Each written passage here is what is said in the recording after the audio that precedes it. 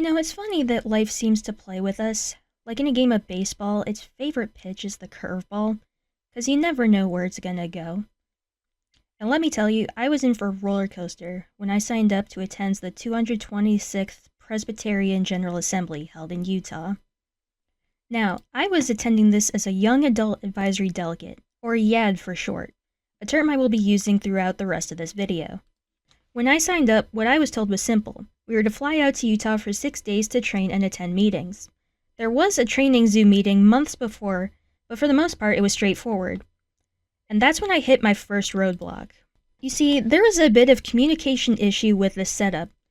While I was prepared to travel to the conference in Utah, what wasn't clear is that there were 3 days of all Zoom meetings before the travel day. And I didn't find this out until the week of, when it was too late to request off work. So I sent a message about the communication issue to the YAD leaders, explaining that I wasn't informed that I needed to take those days off. And what they said back to me was shocking to say the least. They said, if you miss more than half a day's meetings, you can't go to Utah or the conference. We will be forced to cancel your flights and hotel rooms if you can't make accommodations. And I was in shock. I wasn't even told about these meetings, and now I was being punished for information someone failed to give?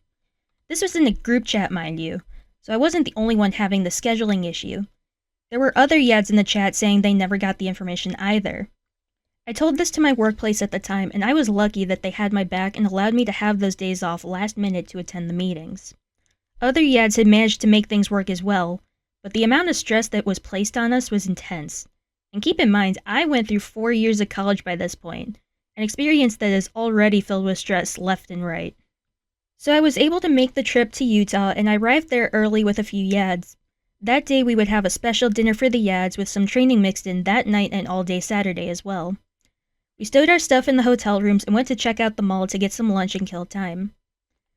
So the whole weekend was filled with training, and on Sunday we had the first long stretch of meetings in the afternoon. This meeting was special because we had to elect the moderators who would run the meetings and debates the rest of the week.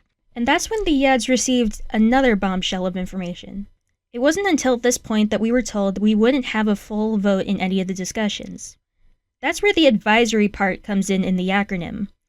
Us YADs only had an advisory vote, not a full official vote, but just so the other delegates could see the opinions of the youth.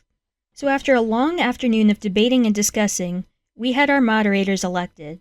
And honestly, they were awesome. Though either pair would have been amazing for the role. Everyone was celebrating that we had gotten through the first day, and I was excited too. I was thinking, man, this seems to be okay. Some time for meetings, but I'll also have time later to explore the area and such. And that's when, for the third time, I was informed of something last minute. The meetings for the next 3 days were from 8:30 a.m. to 9 p.m. I wish I could properly describe the feelings I had at that moment. To the delegates there, they had only just begun. But for the YADs, we had been working non-stop for the whole weekend. And honestly, I was really looking forward to exploring Salt Lake City and enjoying the sights, even for a little bit. So, with the weight of everything, the intense schedule, the lack of communication, and the dread of what was to come, I found a quiet place and I broke down. Nothing seemed to be going right at this point. Aside from the communication issues, bad luck just seemed to veer its head through every part of the trip. I had an allergic reaction, I was run over by a scooter, and now my brain was just fried, and the convention demanded more of it. And that's the thing about reaching your lowest point. Eventually, things start to look up. At some point during the next day's meetings, I needed to take a break and I wandered out to the conference hall. And by chance, I happened to meet someone really cool and kind out in the hallway. I stopped to say hi, and after a bit of talking, we found out we had some things in common. She was busy in that moment, so we agreed to talk later during the week. I headed back to the conference room and took my seat. The day went on, and admittedly, it was interesting to see the process. But it was still a lot that the majority of the week was spent in these meetings. Someone saw my exhaustion, and even talked to the clerk of session about it. And the clerk told her, "Oh yeah, I strongly recommend taking a mental health break if they really need it." And hearing that gave me so much more relief that it felt like it was sent from God. The next day, I immediately took that mental health break and did the one thing I wanted to do most in Salt Lake City: go to the planetarium.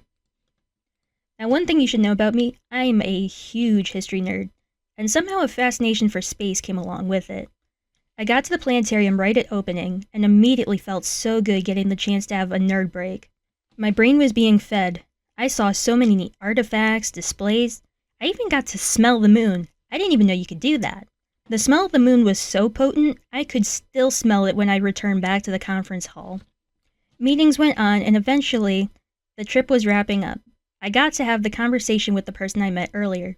At first, I thought I was going to be feeding more of my nerd brain, but instead, another part of me was being fed. I felt so much warmth and strength from talking to her, and it was so refreshing, something I wasn't quite used to. And that in itself made the convention worth it for me. I met so many amazing people throughout this trip that in itself was worth it for me. Just to have that community and to expand my horizons. And in the end, I ended up learning a lot about myself and really just the world around me. Perhaps this isn't what was intended for me to learn about the General Assembly. I went through so many hardships, but God led me to the right people to revive my spirit. I was actually lucky to have my breakdown at the beginning of the week, because at the end of it, a lot of other yads were just crushed by the weight of it all.